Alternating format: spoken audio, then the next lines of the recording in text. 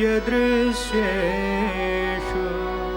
विविच्य नित्यं तस्मिन् समाधत्त इह स्मलीलया विवेकवैराग्य विशुद्धचित्तं योऽसौ विवेकी तमहं Namami.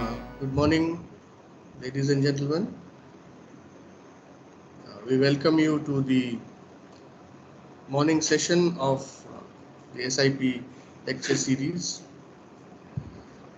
The first session of the day, we have with us, joining from Mayavati in the Himalayas, Swami Shuddhidananda. He is the Adhyaksh of the Advaita Ashram and man of profound learning, who is also edited a number of volumes across varied subjects. So, without taking much of your time and standing between you and Maharaj, I would request Maharaj to take over and start the lecture. The topic is Swami Vivekananda's message for the youth of India. Maharaj, it's over to you. So my namaskars to all of you, my dear students. It's such a wonderful thing for me to have got this opportunity to share my ideas with all of you, especially the students, my dear brothers and sisters. You who have joined the SMIT, definitely as young men and women, you all come to the institution with your own dreams before you. So I can understand, because we all have gone through that phase of human life. So it is extremely important period of human life, this youth, and the subject of education.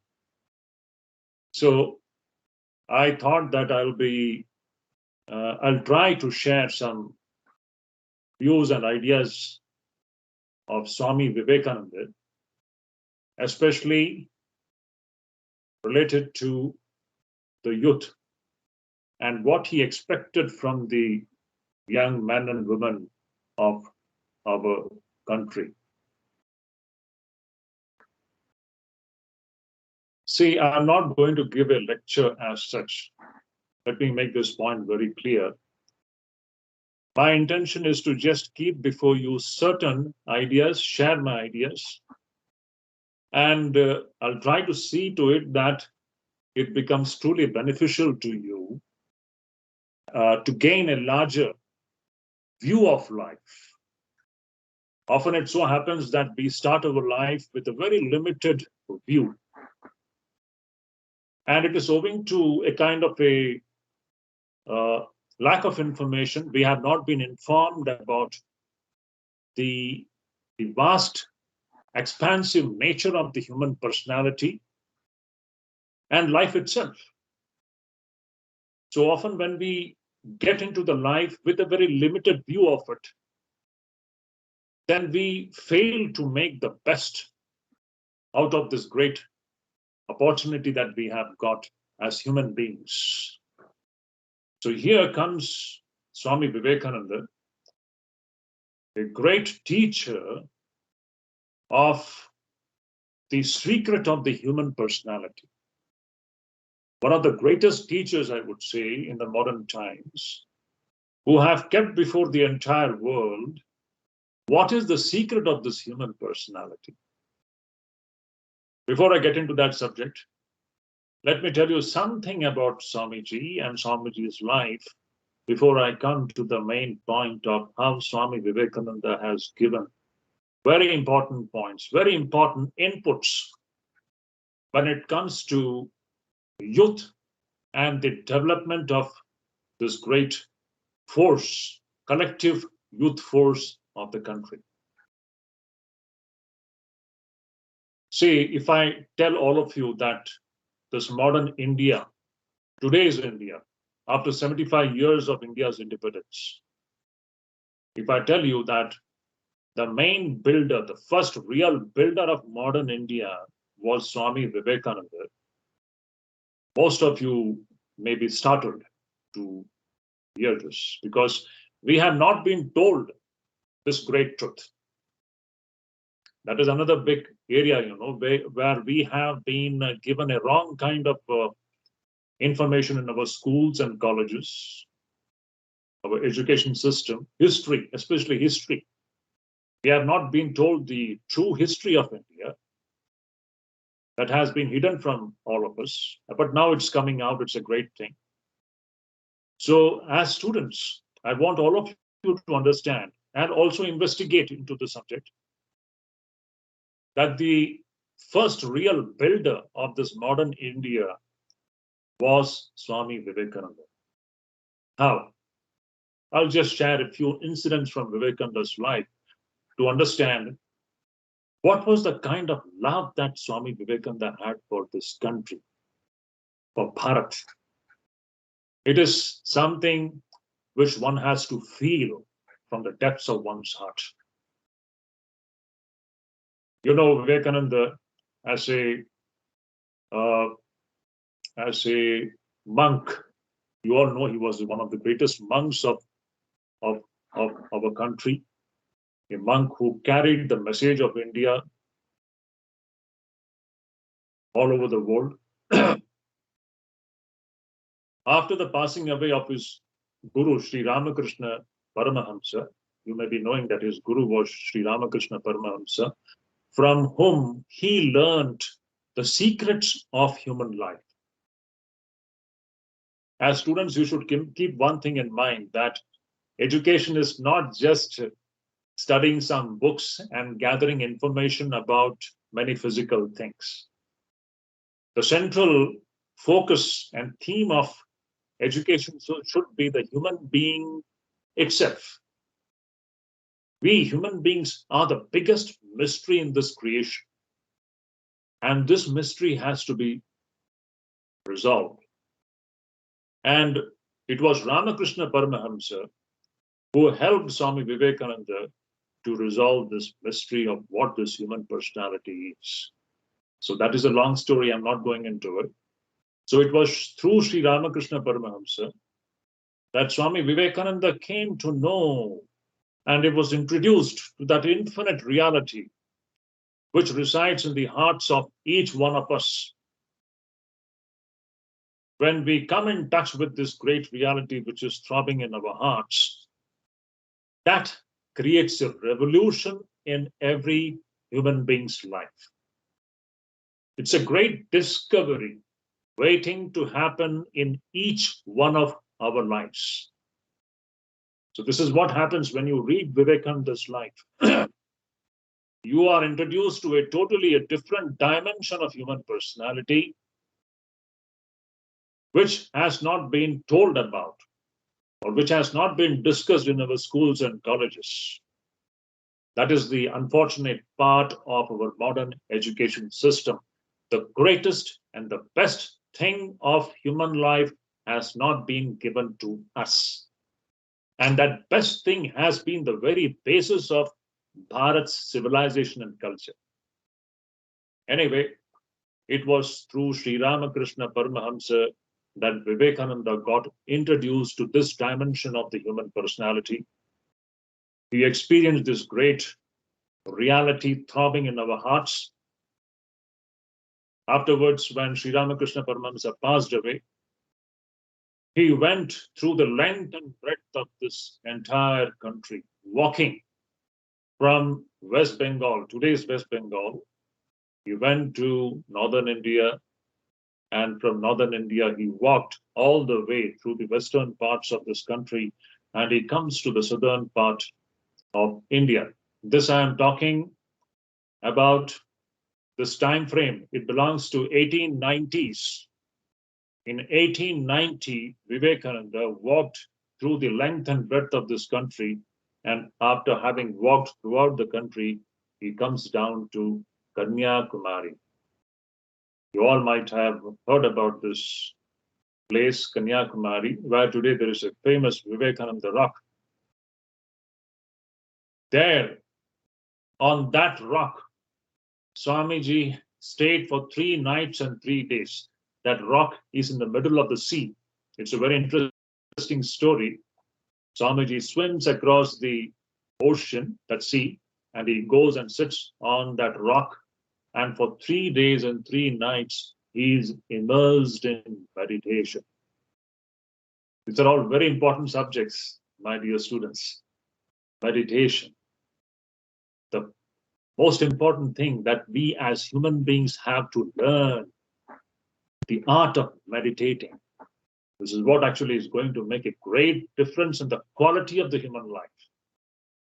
So, whatever it is, so during his peregrination all over the country, Swami Vivekananda, what did he see in India of his times? And what he saw totally shattered him. We are talking about 1890s. At that time, we all know India was a slave country. We were ruled by the English, and the richest country in the world had become the poorest in the 19th century. India, as a culture and civilization, the great Vedic culture, the Vedic civilization, which throughout its existence has been the richest in every sense, not only materially. Material richness was one of the striking features of India, but more than that, 100 times more than that, was the spiritual wealth which India had got. The entire world looked at India for its spiritual as well as material wealth. Throughout India's history, we can see this. And that is the contribution of the Vaidika Sanatana Dharma, which has enlightened the entire human race from time to time.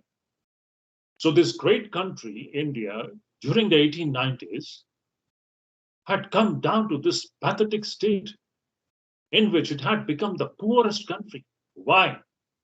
1,000 years of invasions, foreign invasions, Islamic invasions, Europeans, they came here, they plundered this country, they robbed this country of all its wealth.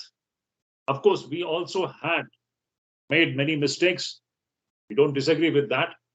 But whatever it is, it was a systematic plundering and siphoning of India's wealth, material wealth, which finally brought India to its knees in the 19th century.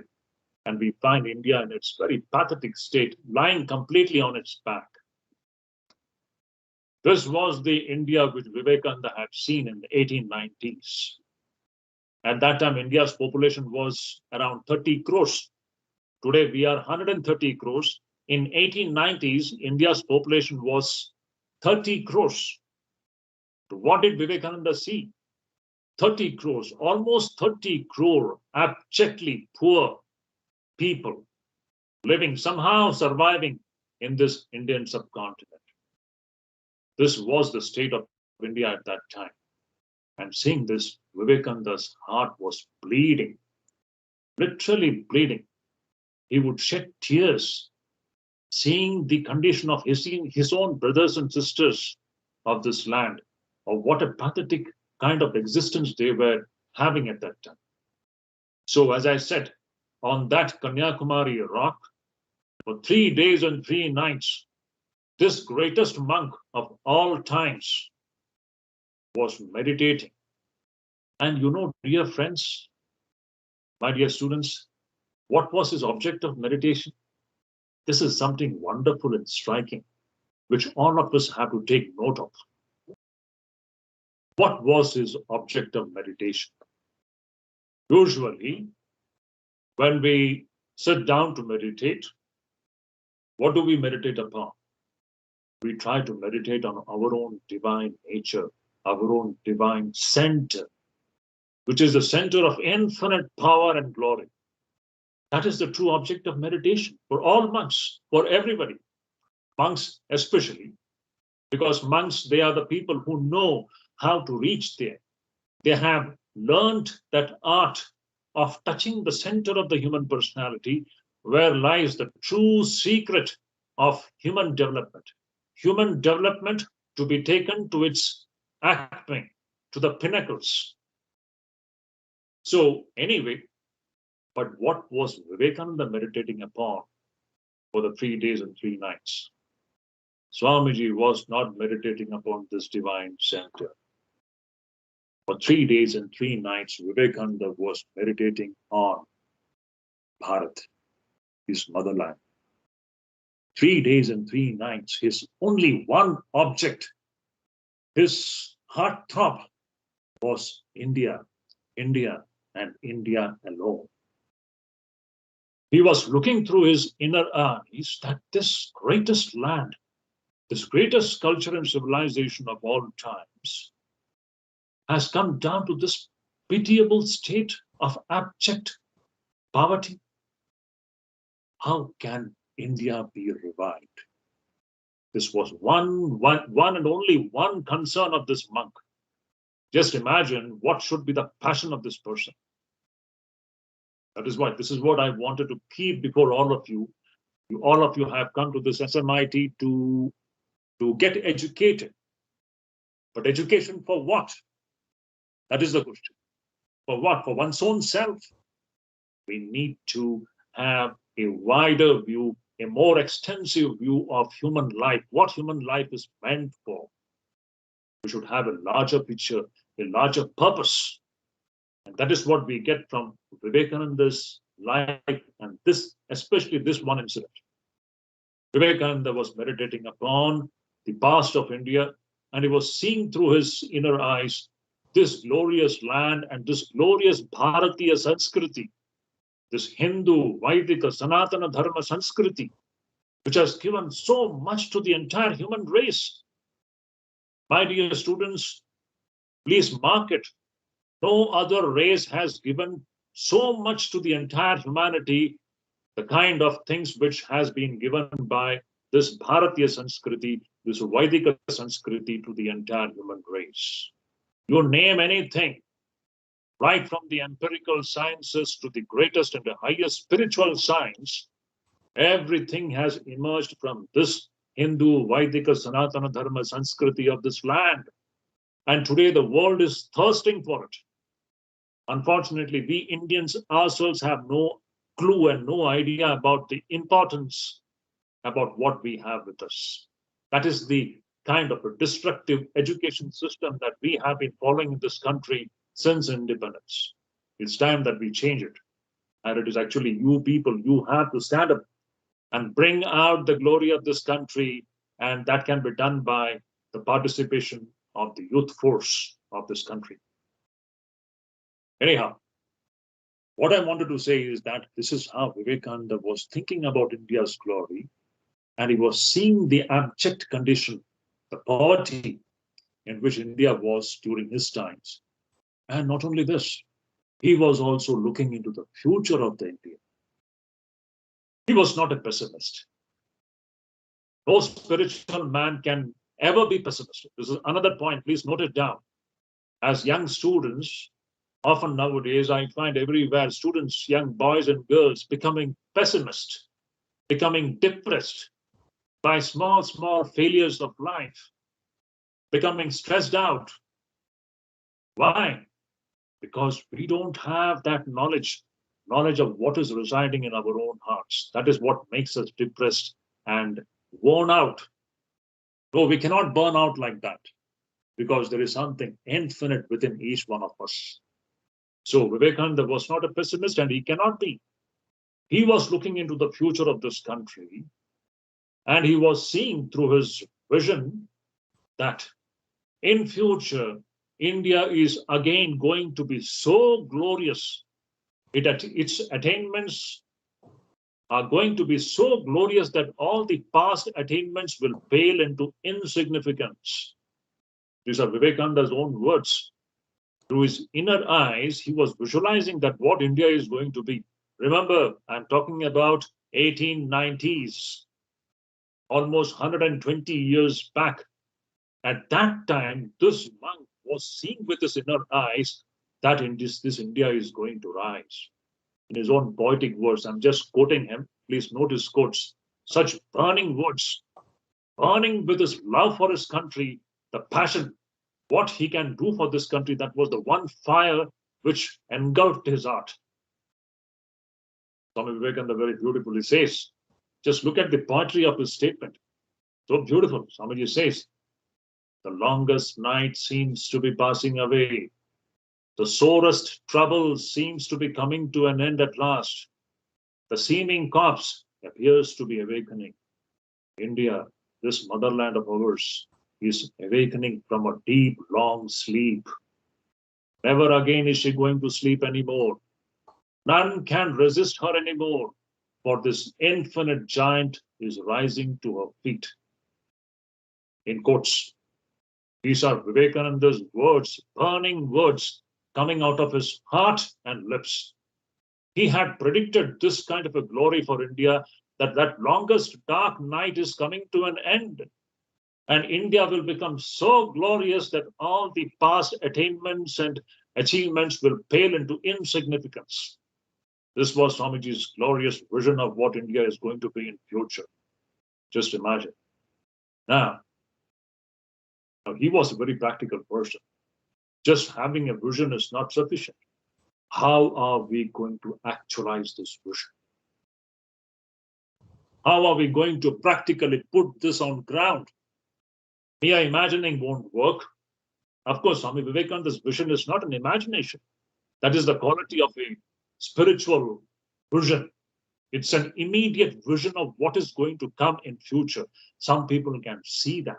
They have the capacity and power to do that. We also have it, only we don't know it. Anyhow, so Vivekananda want to now work out the details about how this is going to be done in future. And that is what then he had a wonderful plan. How to raise this India. How to raise, once again, awaken its potentials, infinite potential. This country has got infinite potential. My dear friends, my dear students, know that what we have with us, it is not there in any part of this world. We as Indians, we have to first understand this point, especially the students. What India has got with it, it is not there in any part of this world, and the world is waiting for it. Today, the Westerners and all the parts of the world, they are coming to India to learn that, which we alone have it. But the unfortunate part of it, that we ourselves, our own brothers and sisters, our own children, our own students, they have not been told about it. They have not been given this great knowledge. That is the irony of the Indian situation today. And the earlier we change the situation, the better. So anyhow, what was Swami Vivekananda's plan? Swami Vivekananda went to the West. You know why? You all know his famous incident that he went to the West. His famous Chicago speech of 1893, 11 September 1893. You know that it's a famous date, 11 September 1893. Just a few days back again, there was a lot of discussion about 11 September 1893. He placed before this entire world the glory of Hindu Sanatana Dharma. So I was talking about this 11 September 1893 speech, in which Vivekananda had kept the glory of Indian spirituality, the Vaidika Sanatana Dharma spirituality before the entire world. And the world for the first time took note of the glory of India. Till then, the entire world were looking down upon India as a backward and a barbarous civilization and culture. That was the kind of a negative narrative which had been built and created by the Europeans at that time. And even today it is continuing. Vivekanda was the first person to turn this situation, and he presented to the world what glorious this nation is. And that is how, for the first time on the global map, India came to the forefront as a country with infinite potentials and possibilities. The world took note of India. The world took note of India's spirituality, the spirituality of the Hindu Vaidika Sanatana Dharma, which is a universal science of the human system. So anyway, so that was a great event in Vivekananda's life. Then Vivekananda comes back after 3.5, 4 years of preaching this great spirituality to the West. America was totally mesmerized by receiving India's spiritual message. And since then, you know what has been happening for the last 120 years. Can you imagine, friends? Let me just tell you a wonderful thing.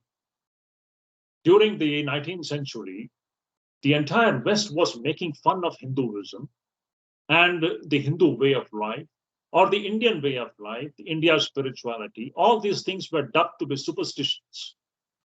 And today, that very West is thirsting to learn each and every simple science of spirituality, whether it is yoga, whether it is meditation, whether it is Vedanta, all these things. Today, that very West is thirsting to learn these sciences. Today, 21st June has been declared to be an International Yoga Day. Can you imagine? From where did this moment start? It started from Swami Vivekananda in the modern times, because this yoga is the very, very science of that human enlightenment. Unless this human being is enlightened, unless this heart is enlightened, unless we know who we are in truth, where is peace in life? Or where is fulfillment in life? It's not possible. So this is the great thing which is waiting to come in each one of your life also. This has to come. So as students, you all have to take note of these important points of how Vivekananda is directly relevant to our lives. It's very important. Then we come across that wonderful thing after 3.5 years of preaching in the West. Vivekananda comes back to India in 1897. And in India, he gives his famous awakening lectures, which is today available in the name. It is in the name of today that book is available. That book's title is Lectures from Colombo to Almora.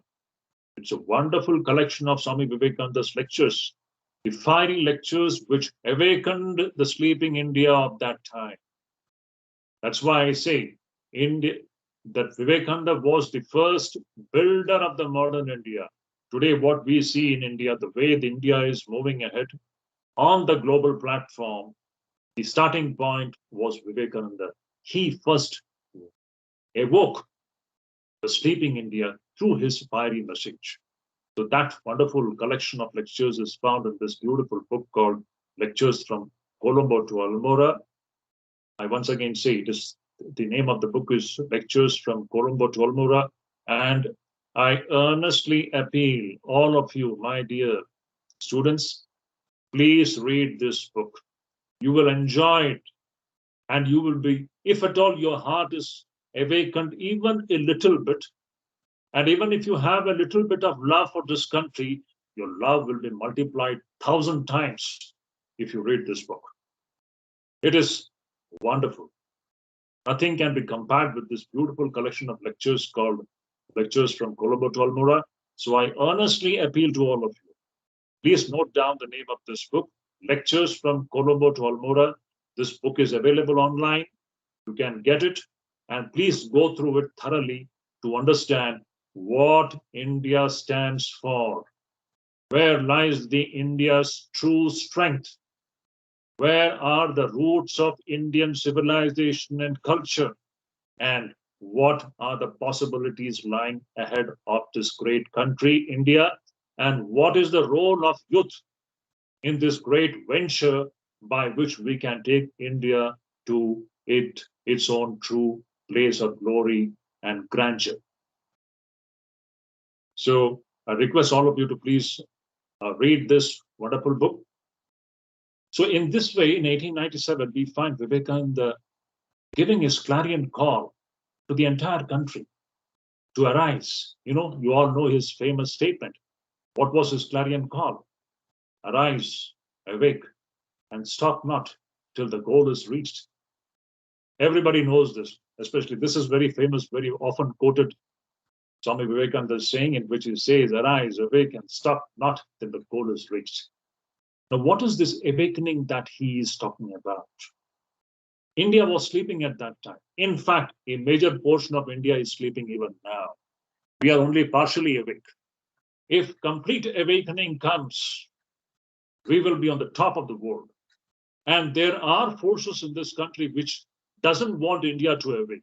Remember, my friends, my dear students, I'm keeping the subject before you. It's very important. There are forces today in this country who doesn't want India to awaken. They have their own vested selfish interests, anti-national interests. But Vivekananda was the greatest nationalist of all times. His one mission was to awaken the soul of India. And if India completely, 100%, if it awakens, there will be no power on this earth to stop it from reaching its glory.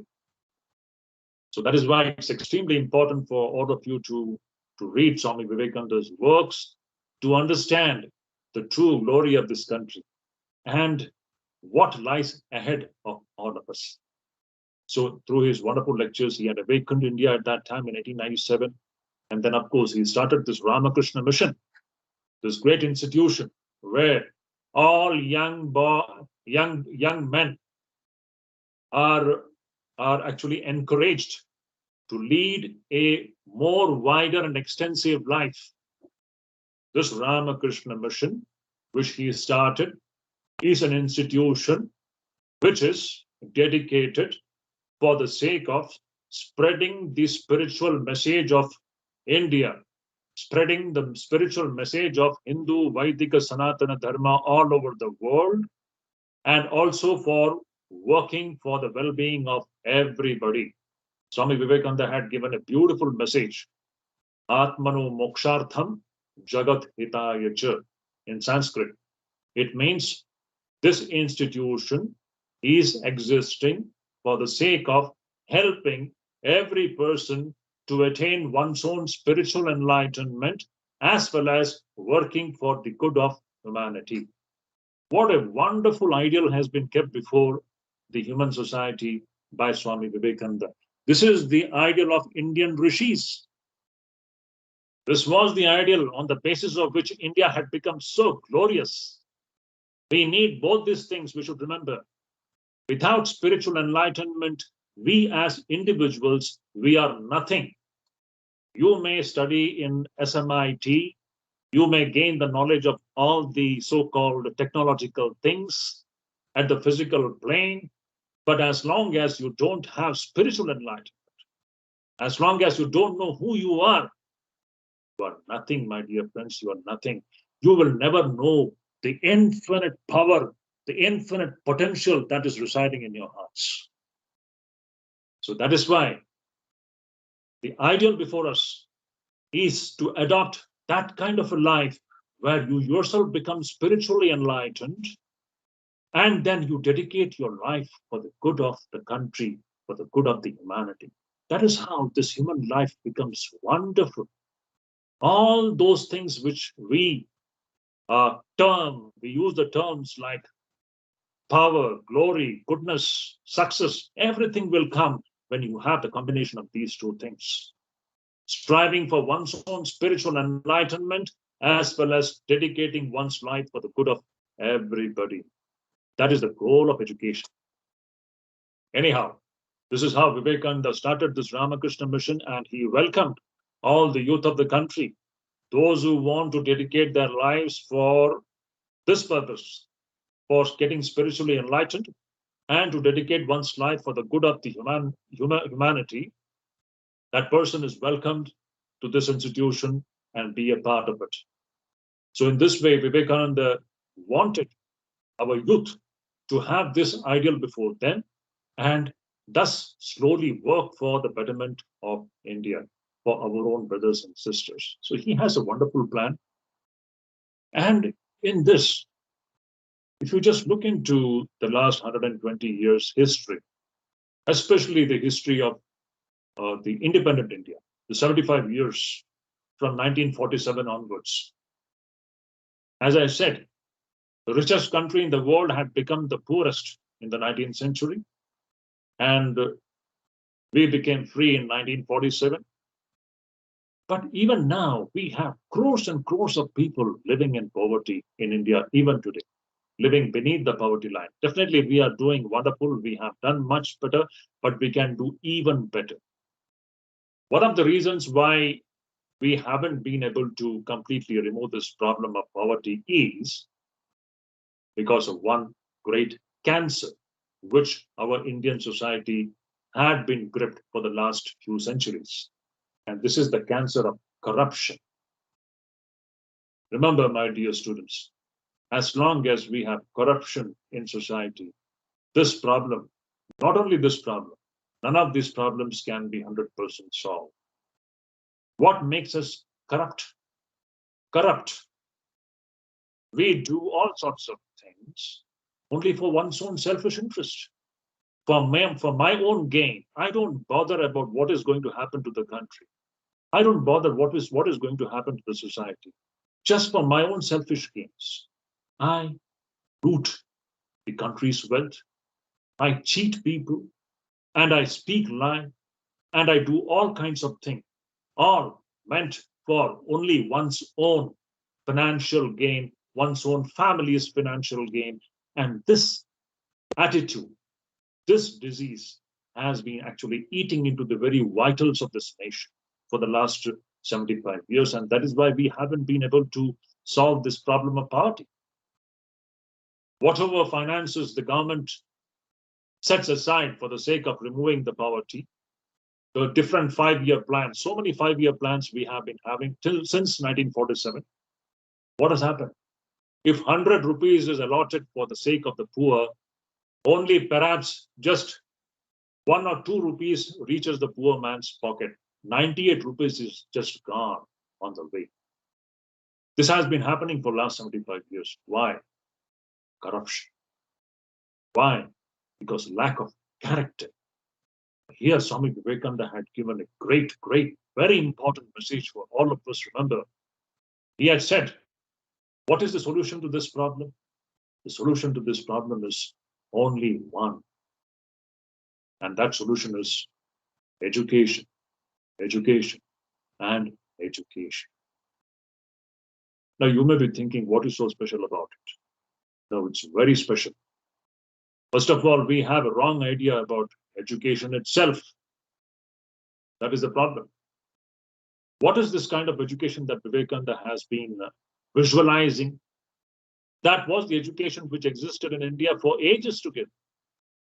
It was only in the modern times, after the advent of the Britishers, they grafted their education system into this country and they stopped the age-old Indian education system, which was essentially based on spirituality.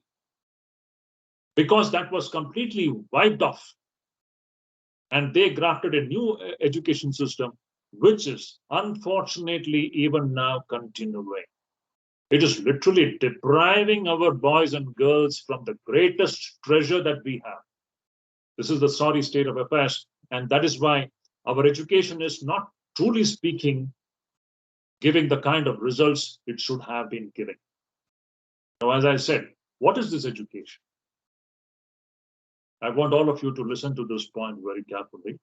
Swami Vivekananda, in a very beautiful sentence, he tells, education, in quotes, education is not the amount of information that you put into your brains.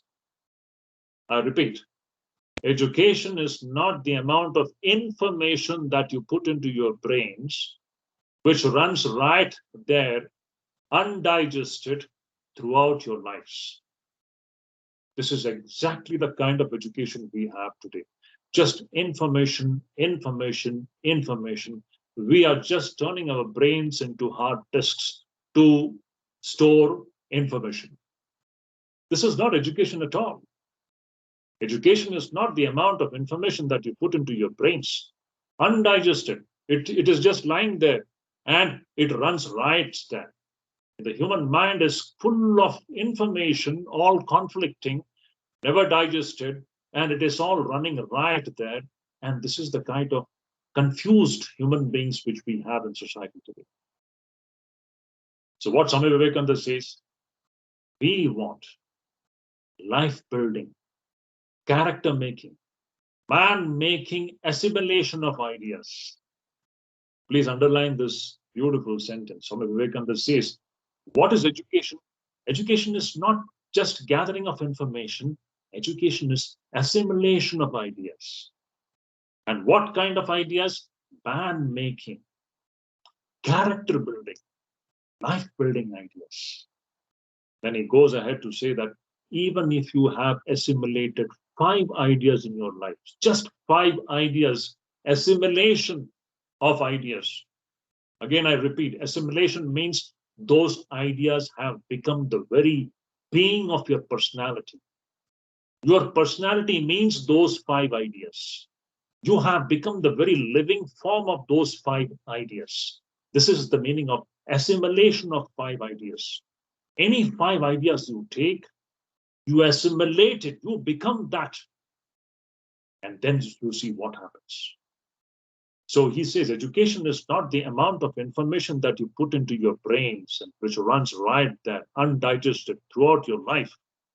Education means life building, man making, character building, assimilation of ideas. Even if you have assimilated 5 ideas in your life, you are more educated than a person who has got by heart an entire library, he says. So memorizing books from the libraries is not education at all.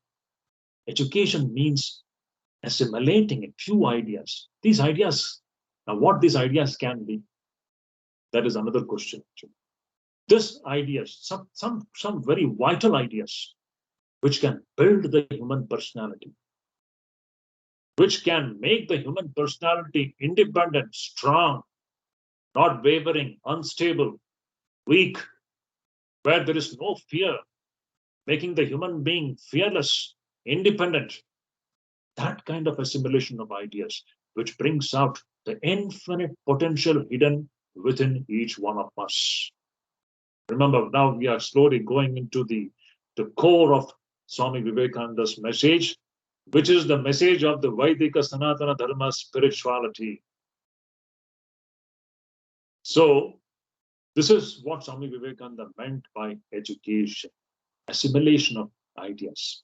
So Swami Vivekananda says, you take up one idea, make that idea your life, think about it, dream about it, live on that idea. Let your brain, your muscles, your nerves, your every part of your body be filled with that one idea and let aside all other ideas. That is the secret of success. Again, in quotes, these are all Vivekananda's gems, which every student should have it in front on the table every day, just to remind himself or herself about what is lying ahead of himself or of himself or herself. Very important and powerful idea. Swami Vivekananda says, you take up one idea, make that idea your life. Take up one idea, make that idea your life. Think about it, dream about it, live on that idea. Let your brain, your muscles, your nerves, and your entire body be filled with that idea. And that is the way of success in life. We all want to be successful in life. The secret of success lies in this kind of a focused endeavor. As I said in the beginning, this youth is a very precious period of human life, extremely precious period of human life. And it is a very small period of human life. Now you are in the prime of your youth. You know, very soon, one day you will discover that you have become old. How these few years will pass away, you will not even come to know about it. And by the time you realize, you'll see that your youth is gone. You're already into the middle age and the old age. And how did you spend your youthful energies? Unfortunately, because we don't have the knowledge, we don't have the wisdom of what this human personality is, often this youthful energy is completely frittered away in all wasteful pursuits. That is the tragedy of the human mind. Nothing can be more saddening than frittering away of the youthful energies. This youth, once again I say, this youth is the prime of the best period of human life.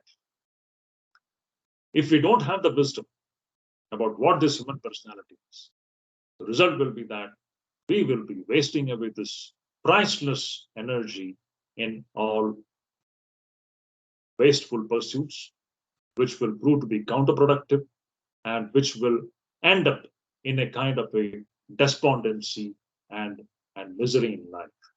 So, what I want to keep before all of you is the urgency and the realization about the importance of this youthful period and how to make it really productive in a truly spiritual and in a human sense. If we don't do that, often what happens is towards the end, or as we become old, as we grow into the middle age, as we become older, we will see that we will have only repentance that we didn't use our youthful energies the right way. So how can we use this youthful energy the right way? I'll just speak about one more point and I will stop. As I said, I'm not sitting here to give some lecture. I'm just sharing whatever comes from the depths of my heart, what I have understood about Vivekanda and his passion for India. What can we do for our country? That was his one passion. Two things Vivekanda had visualized, as I said. One was taking India to the heights of its glory. How can that be done? We have to bring about material development. And this material development won't be possible as long as we don't have men and women of character. And that character can come only when we have the right kind of education. Without the right kind of education, this kind of a character building is impossible. And this right kind of education is that education which informs every student about what is lying within himself or herself, within each and every person. That is extremely important.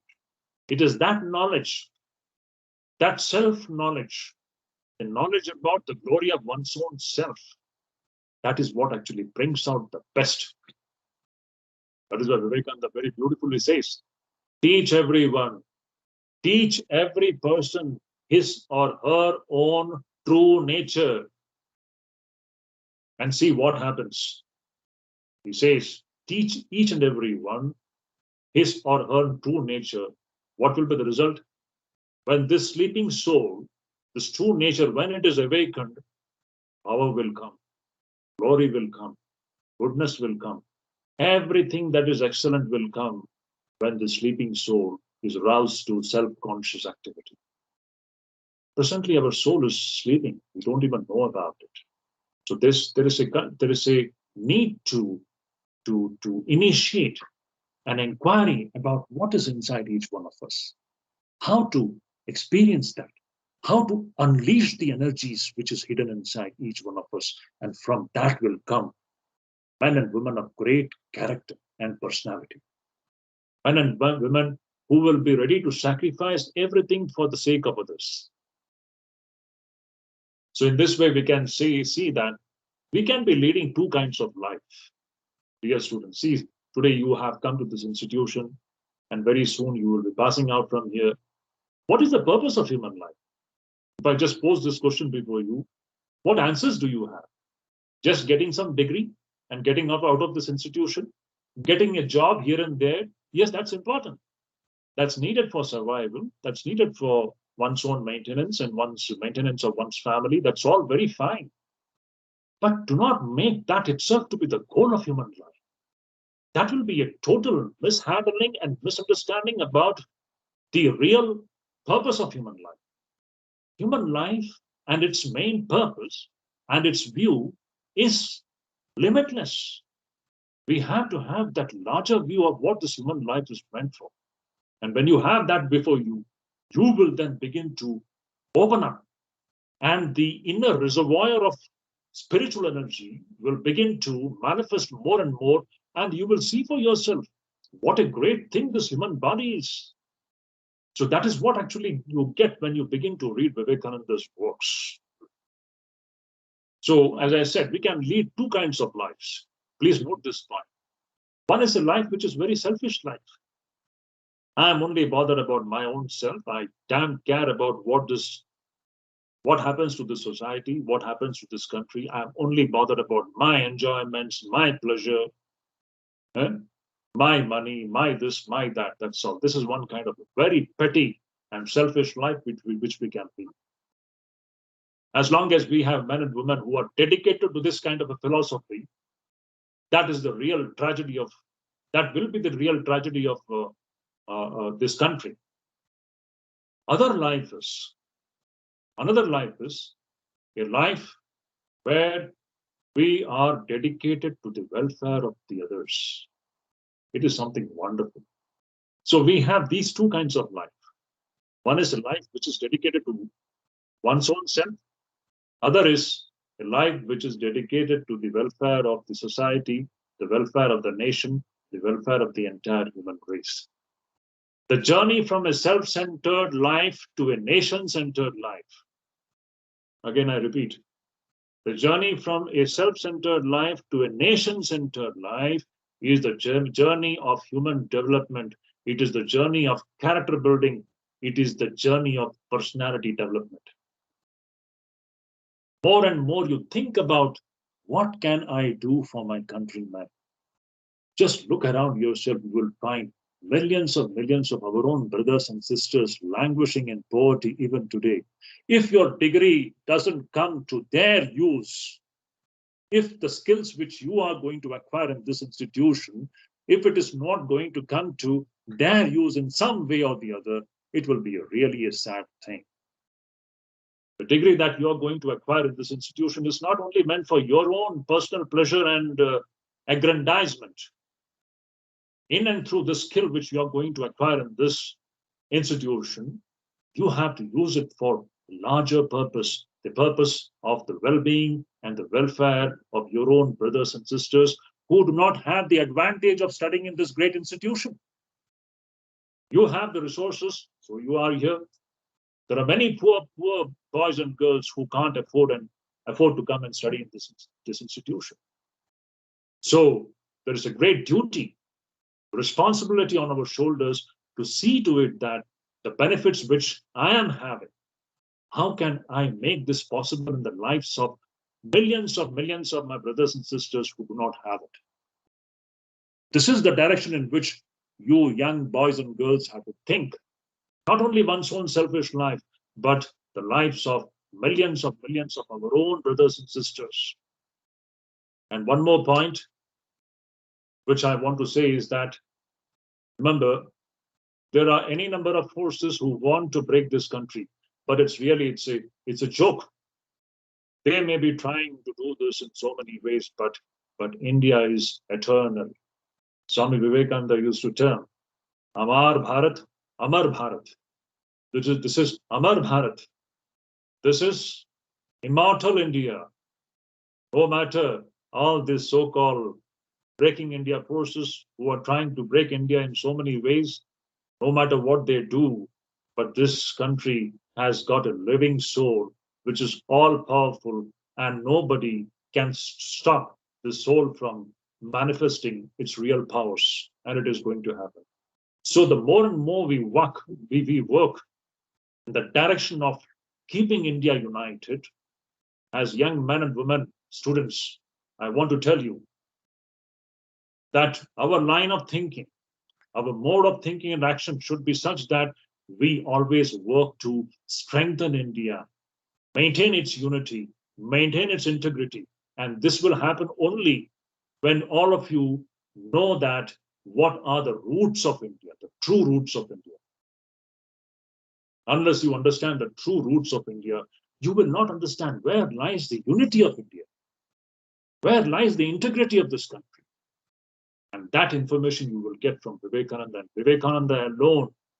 That's why I request all of you to please read Swami Vivekananda's these lectures from Colombo to Almora to understand India properly.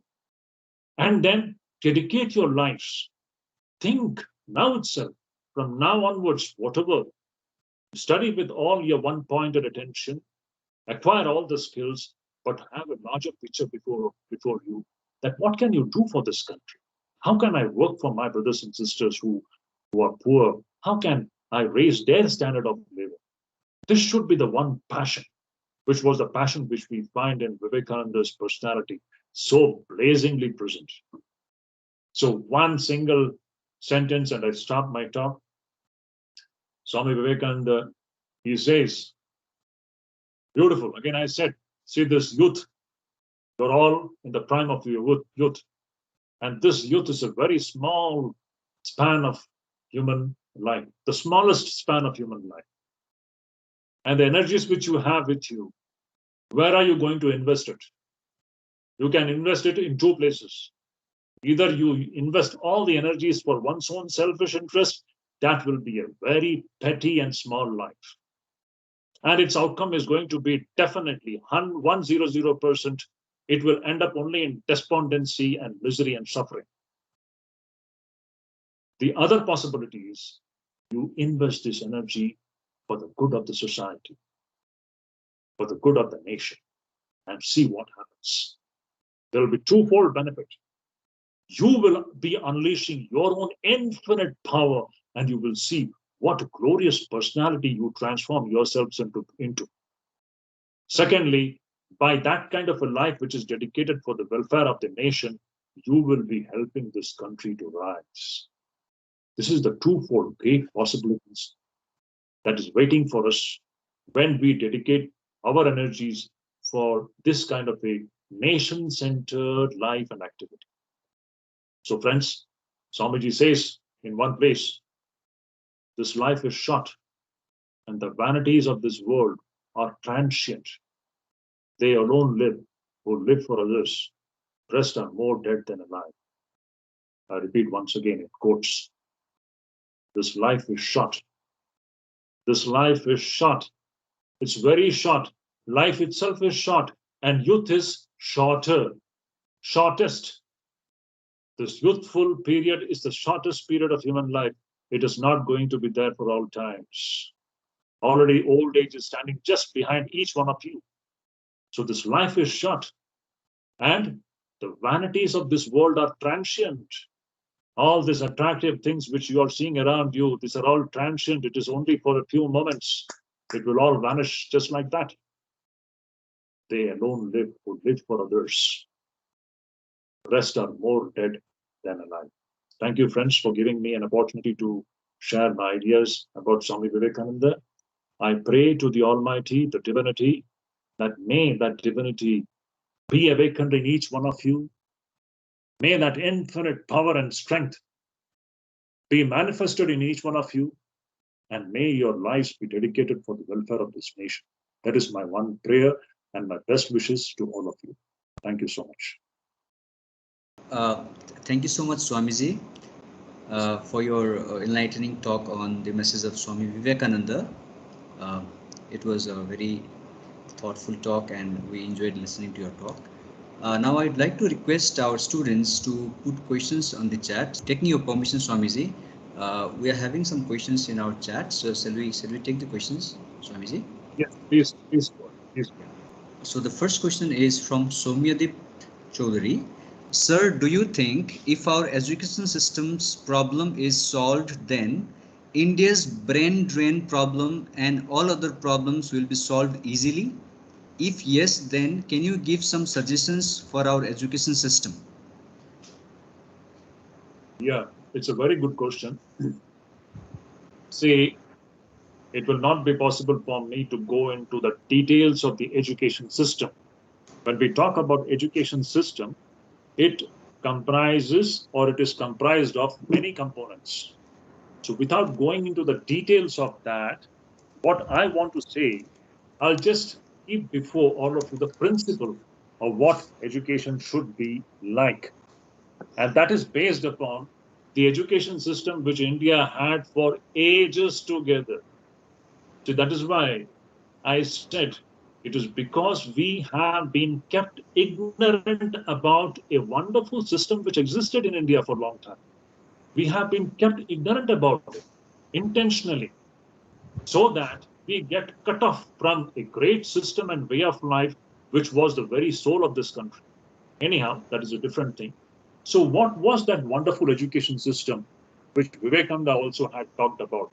Swami said, education is the panacea to all the problems that we have in this country.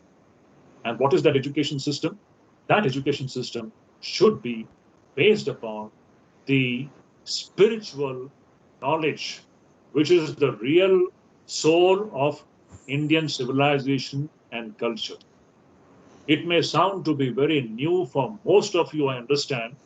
See, that is the real outcome of this kind of a modern education system which we have introduced into in this country, where that spiritual part was completely neglected and it has been completely wiped off. And that is the reason why our boys and girls are in the present state of confusion. And I would say, literally speaking, very painfully, that they have been deprived of.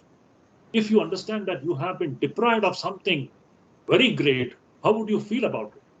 I feel about it because I have some amount of understanding about what this spiritual knowledge can do to every human being. With my all life's experience, my dear friend, I can tell you that this spiritual knowledge is the one thing that is the best in the human life.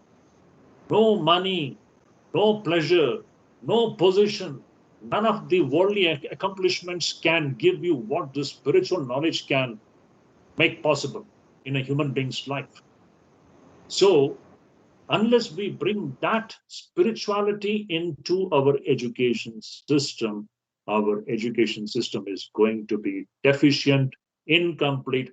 Not only deficient and incomplete, it becomes the means to create demonic human beings. It will be very startling to hear this point. We are creating demonic human beings. Why? Because this modern education system, it encourages greed. It infuses competition. This is not the purpose of education. This tendency to compete and greed, to always be on a rat race. Rat race for what? There is no need to be in a competition. This whole system, this framework itself is totally a westernized way of looking at life, because they don't have the idea of what spirituality can do to human beings. So our education system, which infuses competition and greed in the minds of the students, which ends up the students being, what should I say, in a totally shattered condition after they pass a certain period in their life. That is what we see in society. The true stuff is totally missing from that human being's life. So unless we bring that spirituality, the spiritual basis, unless we give our education system that spiritual basis, this education system is the means to create what I said, the so-called the demonic kind of human personalities, not the real great human personalities. As Swami Vivekananda says, we want that education system which makes men.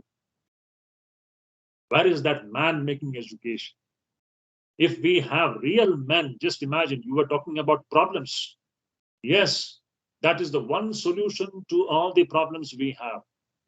The problems are based upon one important factor, and that is we don't have real men and real women. When I talk about real men and women, I'm talking about men and women with towering character, the men and women with spiritual foundation, the men and women with the spirit of self-sacrifice, readiness to give everything for the good of others. If in our country, all men and women gain this knowledge, even say 50%, 40%, 30%, even 10%, that can make a tremendous change in the scenario, in the present day scenario. This is not happening because, on the contrary, our modern education system is turning out every year from every university, every institution, boys and girls infused with the idea of more and more greed, more and more competition. What is infused into their hearts is you have to be first, you have to have this, you have to have more wealth, this corporate culture, this money culture. When this is the kind of ideology that is put into the students' minds, what will be the condition of this country? So where are those men and women who are free from this disease of greed and competition, and whose character is founded on solid principles of spirituality, who know what is inside each one of us? So when we have that kind of men and women founded on spiritual principles, you will see all the problems which we have, all the problems will be solved. Swami Vivekananda's statements is beautiful. Education is the one panacea for all the problems which we have in life. Again, when we talk about education, what kind of education? Not the present kind of education, which encourages greed, which encourages competition, which encourages cutting the throats of others so that I go ahead in life. The philosophy of Indian civilization and culture is just the opposite of that. It is based upon renunciation and service. Education which doesn't instill the spirit of self-sacrifice in us is no education at all. Please note this point. An education which doesn't make the student have the feeling of spirit of self-sacrifice, the spirit to sacrifice everything for the good of others, that education is no education at all. This is what Vivekananda says. Education is not the amount of information that you put into your brains. It is not merely gathering of skills. Yes, that is one part of it. But the main thing is infusing the spirit, the seva bhava, the tyaga bhava, sacrifice. Every man and woman standing on the pillars of seva and sacrifice, then you are truly educated. If we have such men and women, just imagine, every year in this country, lakhs and lakhs of young men and women coming out with the spirit of seva and sacrifice. Just tell me what will not be possible in this country. All the problems which we have will be solved within a very short period of time. This is not happening because of this counterproductive, destructive kind of education system which we have, which infuses the spirit of greed and competition into the minds of the people.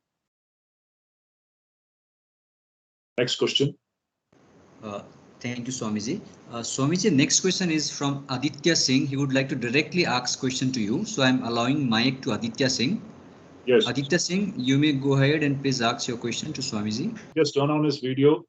I'll be happy to see the faces of my students and brothers and sisters. Yes, sir. So I just wanted to ask you a question about you, how you gave us the enlightening talk about education. And there was this question in my mind that I wanted to ask you, that I see a lot of people of my older generation, especially of my parents' generation, that they rarely ever follow rules, disregard human compassion in form of casteism or racism or religious differences.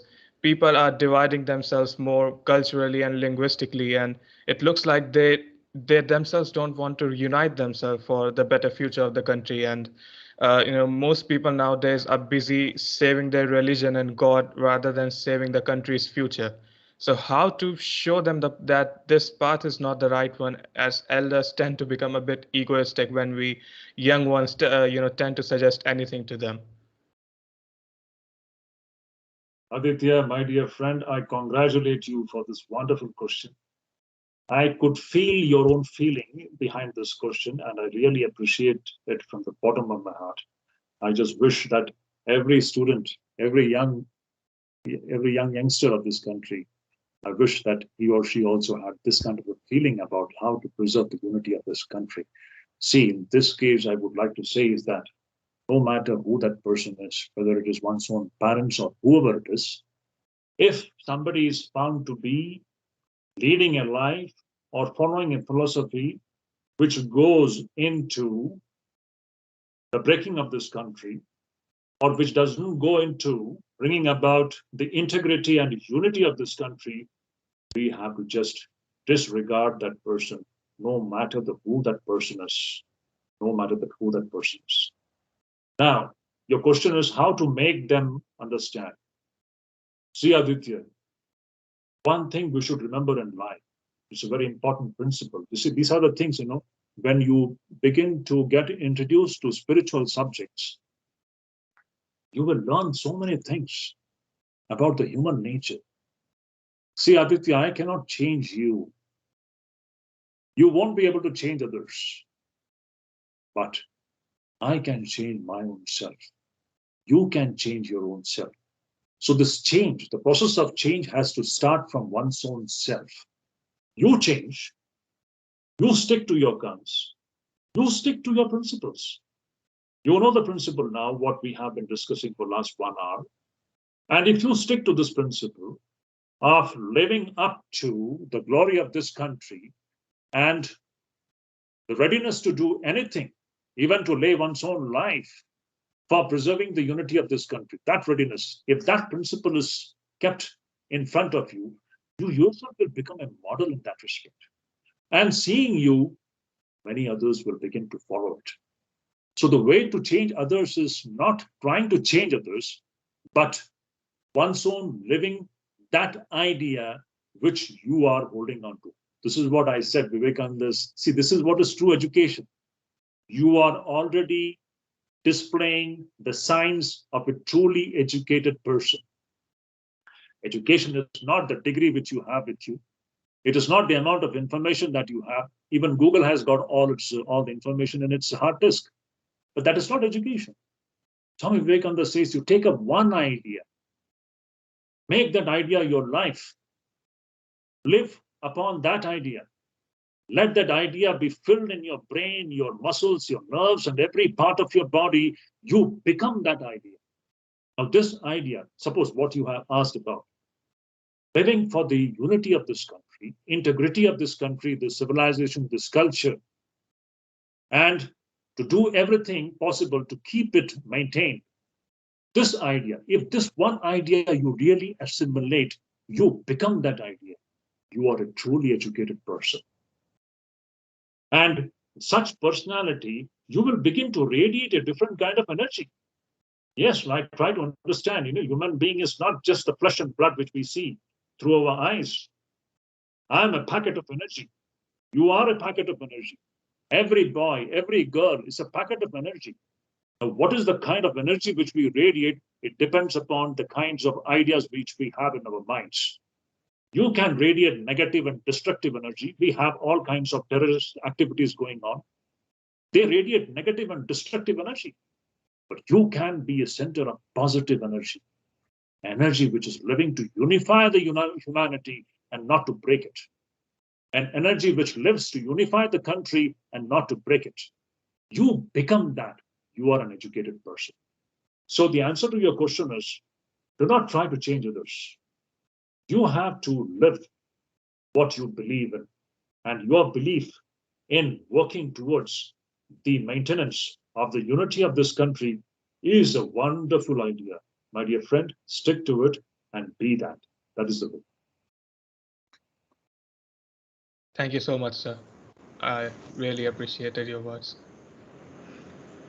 Thank you, Swamiji. So we have got next question from Siaram Sharma. Siaram Sharma, I'll make you a presenter. You may ask your question, please. Swamiji, did Swami Vivekananda believe in God?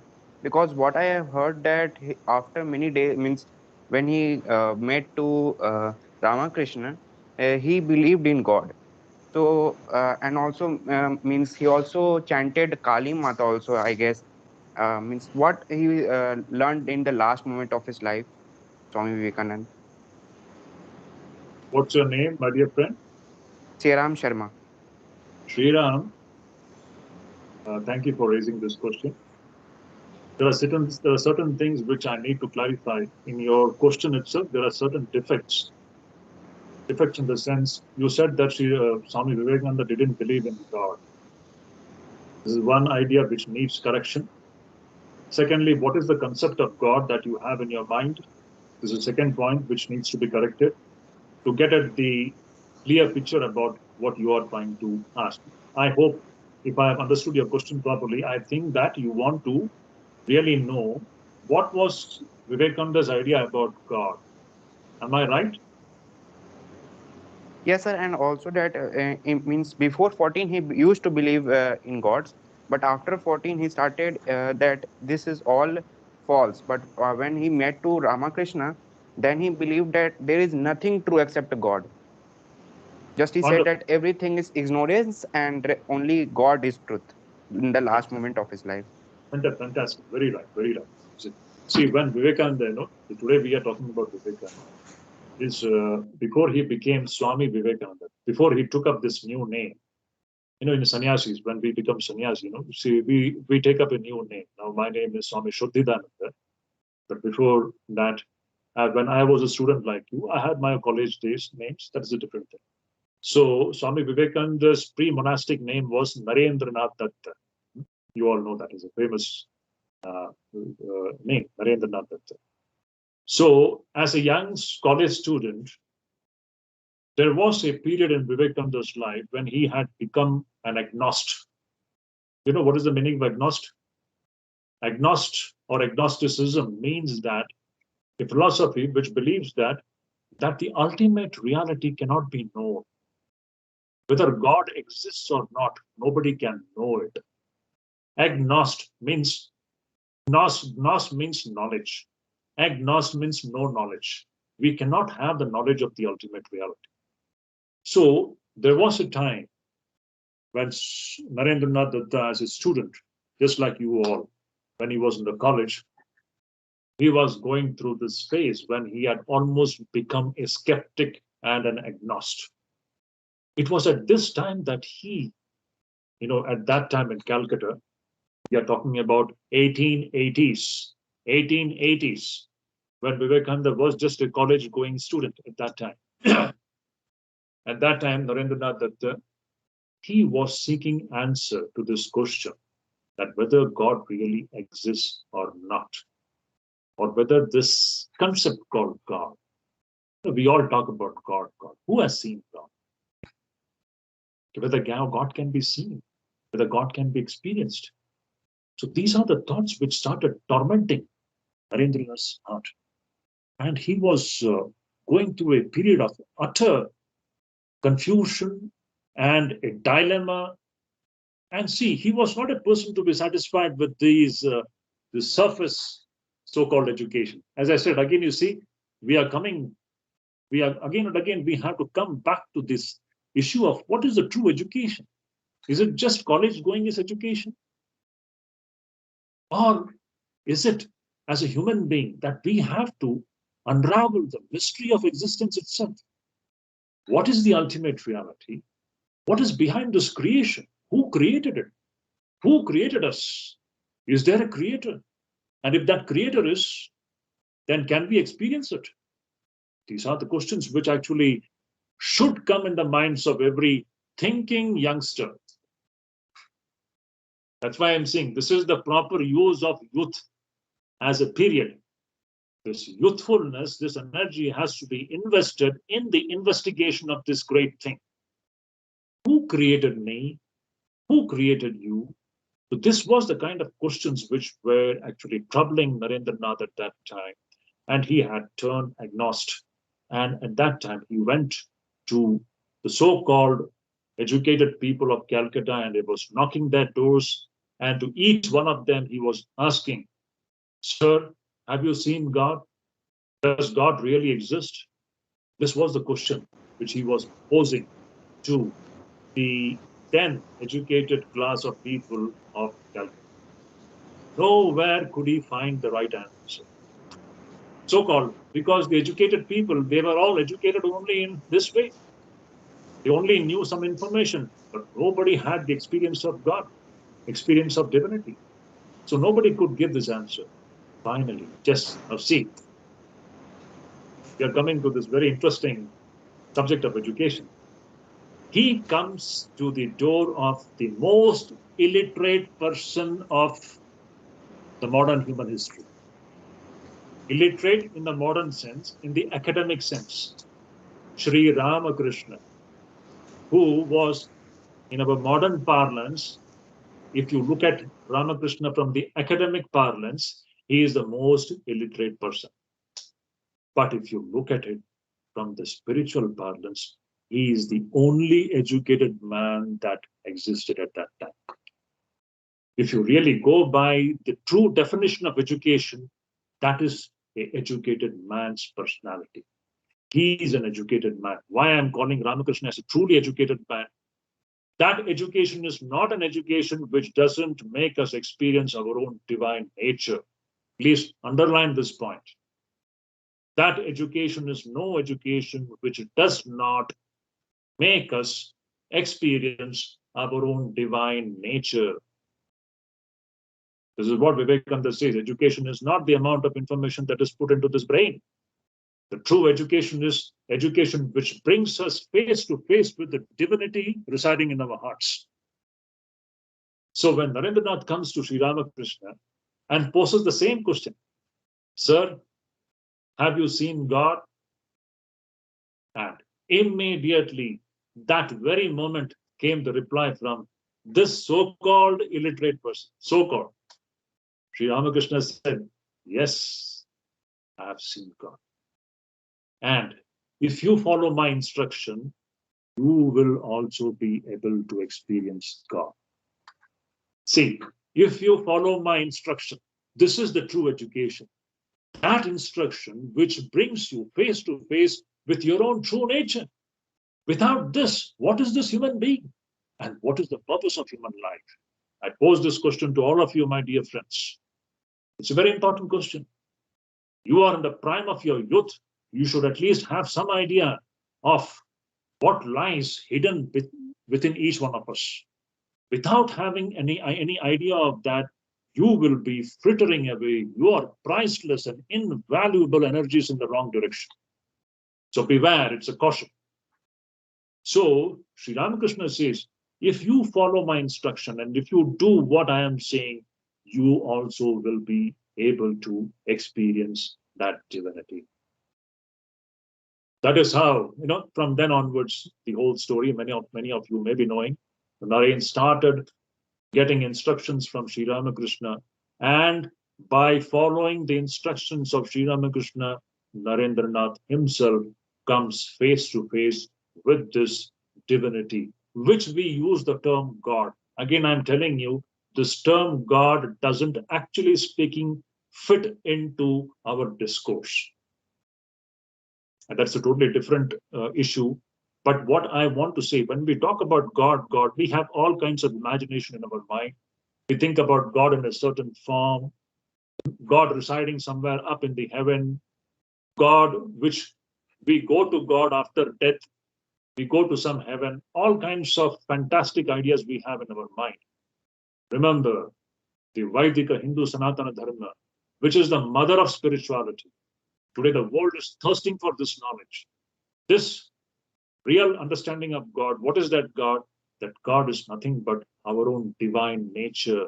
Here, now, this very moment, which can be experienced by anybody, provided he or she fulfills certain conditions. That divinity which is residing, which is nothing but pure consciousness. That is our true nature, which is mortal, which is infinite, which is all powerful. That is our true nature. So coming face to face with this infinite reality in our hearts is the true purpose of education. Now, as you said, so the answer to your question is that Vivekananda, definitely he had become agnostic in a certain part of his life, but coming in touch with Sri Ramakrishna, he was made to experience this divinity, and that is how from Narendranath, Swami Vivekananda was born, to give that knowledge to the entire humanity. It is because Vivekananda became Vivekananda, today we are talking about this divinity. Otherwise, it would not have been possible. Next question. Thank you, Swami. Thank you, Swamiji. Next, Kesav Chand, please ask your question. Kesav Chand. Yes, sir. Correct me if I'm wrong, but my understanding is you do not like the fact that the youth is running behind the money and not the fact that they are trying to help their fellow brothers and sisters. Is that right? Pardon, can you please repeat your question once? Sir, as per my understanding, you said that you do not like the fact that the youth or everyone in general is running behind money and not trying to help their fellow brothers and sisters. Is that right? Yes, in a way, what I meant to say is that a life which is led only for earning money for one's own pleasure and not meant for the good of others, that kind of a life is a very petty life. See, if one is earning money honestly, and this honestly earned money one can lead a life only for one's own benefit, this is a good life. Okay, but this is not the real potential that is present in every human being. That is what I want to say. Life can be even greater. There is something like a petty life and a greater life. That is what is the Ye- comparison which I am drawing. Yes, sir, but the So, thing, so we as a human beings, we should try to make our life, take our life from a petty view to a more greater and greater view, which is meant for the good of everybody. That is the main point. yes, sir, but the thing is, if I help someone and then earn money, then I am fulfilling the need they have. So it's making their life better, and they are paying me money, so it's making my life better. The more time I do this, and with the more number of people I do this, I make life better for all of them. So isn't that actually a good thing? Yes, definitely. It's a very good idea. Your name is Keshav, no? Yes, sir. Keshav, it's a very good idea. See, the thing is that, as I said, see, you understand, you just try to catch the principle. The principle is that human life is is best led when we begin to live for the good of everybody.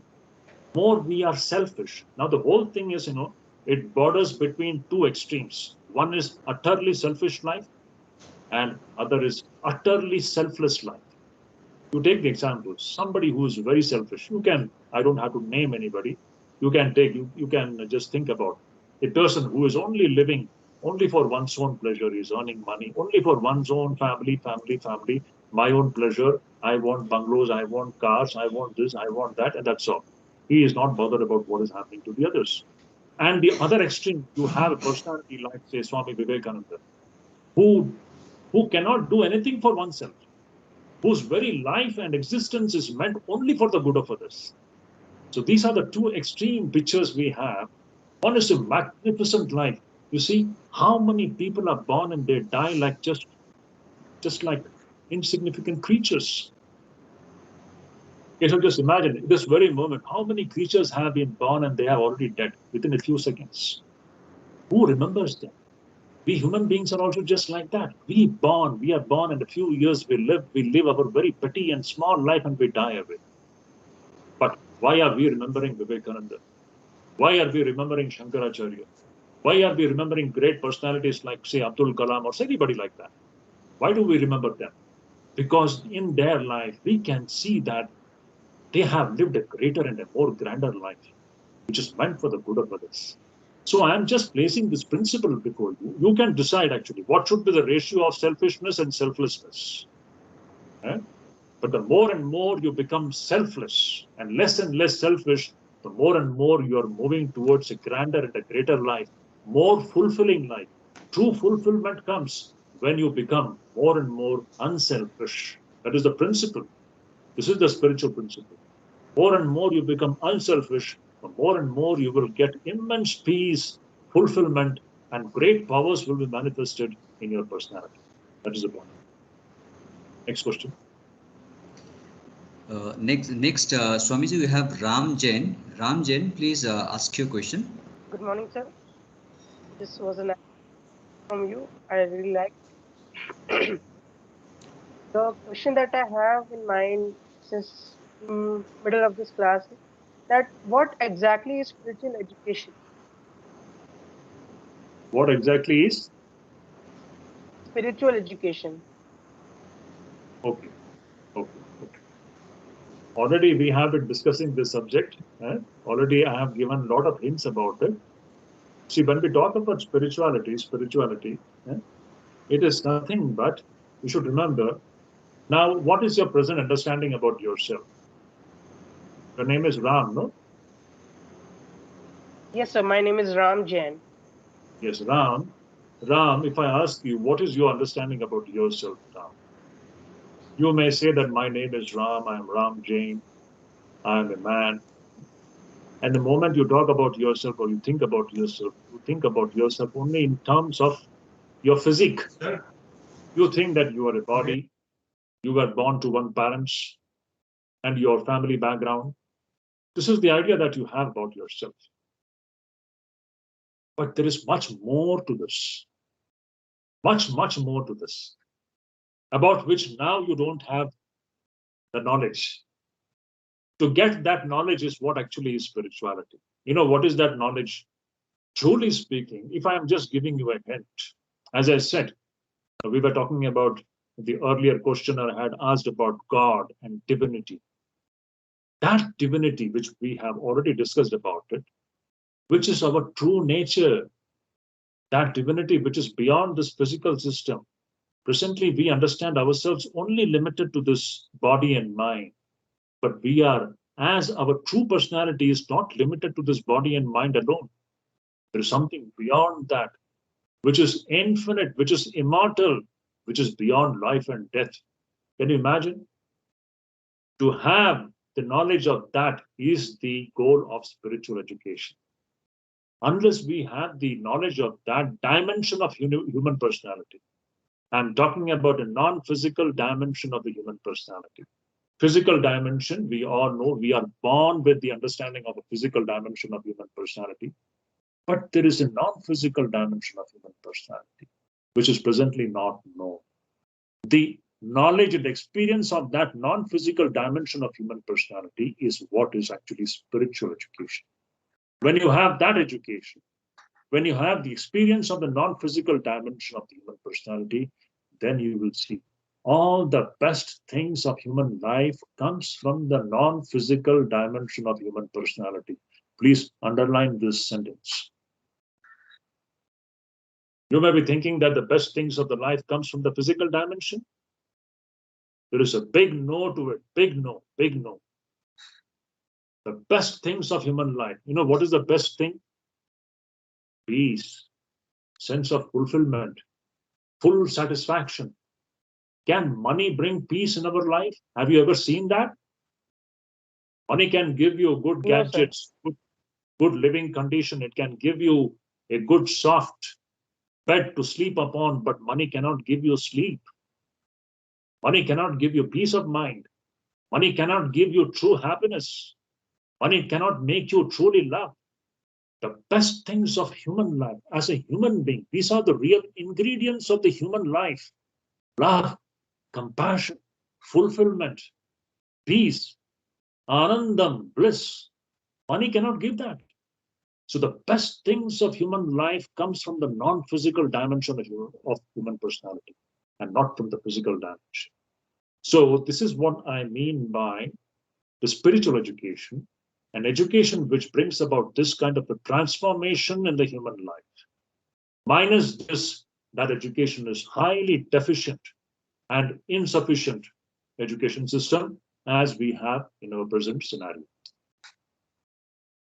Sunil, it's already 11 o'clock. Yes, Swamiji. Swamiji, there is one more question if you'd like to take, then I think we Yeah, can sure. wind up. One more question and then we can stop. Yes, Swamiji. Tushara, I've made you a presenter. Can you please ask your question? Yes, sir, am I audible? Yes, Yes. you're audible. Sir, actually, it was a very wonderful session. My question is actually a continuation of what Aditya asked in the beginning. I had the same question, but I didn't know how to put it. He put it in a really beautiful way, and your answer was really convincing. But then I just have a continuation. It's like we try to maintain this respect and equality we have for people whom the older generation calls as like not like us, but then we get criticized and it's disheartening sometimes. So how can we just keep that positivity and like move on and still maintain our good relations? Wonderful, wonderful, Tushara. I'm so glad to hear this nice question from you. You know, Swami Vivekananda had said, we want men and women bold, bold, bold, fearless. If you have to walk on the path of greatness and truthfulness and higher ideals of life, you have to pay the price for that. You will have to face mountain high obstacles, oppositions. Do not think that life is going to be a red carpet, rose petal laid kind of a way. It's not going to happen that way. Especially those who walk on the path of a higher ideal, they have to face more oppositions and obstacles. But remember one thing, Tushara, the strength which you need to face these obstacles and obstructions, that strength is already there inside you. So all the great men, do you think they have not faced oppositions? That's why I request all of you, my dear students, please read Vivekananda's life. What an amount of obstacles, obstructions, accusations, maligning, and all kinds of attacks that he had to face throughout his life. But the strength and courage to face it fearlessly, boldly, that is the spirit. Swami Vivekananda used to say, we want men and women with muscles of iron and nerves of steel, and with a will which is like a thunderbolt. These are Vivekananda's words in quotes. We want young boys and girls, men and women, with muscles of irons and nerves of steel, and a will which is like a thunderbolt. So this is the kind of strength and courage that is expected of those who decide to walk on the path of ideality, and especially the spiritual ideality. So, Tushara, remember that such obstructions and obstacles and oppositions are expected. You should expect it, and you should be ready to face them with the infinite strength which is already there inside. And that strength will be understood when you begin to look inside. The way to do that is yoga. Yoga is not some wonderful mumbo jumbo, something like that. It's not merely physical exercises. Yoga is a way of life in and through which you come in touch with the infinite source of strength and power and glory which is inside each one of us. So if you have access to it, even a little bit, you will know how to face the situation. Okay? Yes, sir. Thank you, sir. Swamiji, thank you very much for your wonderful talk and for sparing time for us, for addressing to our students and to all of us. Swamiji, I thank you from bottom of my heart on behalf of entire SMIT family, and we hope to see you, Swamiji, in face to face. If in future, if something like this can happen face to face, Swamiji, would be wonderful for us. So thank you, Swamiji, from all of us, from entire SMIT family. I wish all of you all the best, my dear students. And before I just sign off, my request is that please read Vivekananda. Lectures from Colombo to Almora. This is my honest request to all of you to understand all those things which I have told here. You will find encapsulated in that one book. It's a beautiful book. Lectures from Colombo to Almora. You can get it online. Please read it. This is my honest request. And may Vivekananda show you the path and give you the strength to walk ahead on this path of real success as a human being.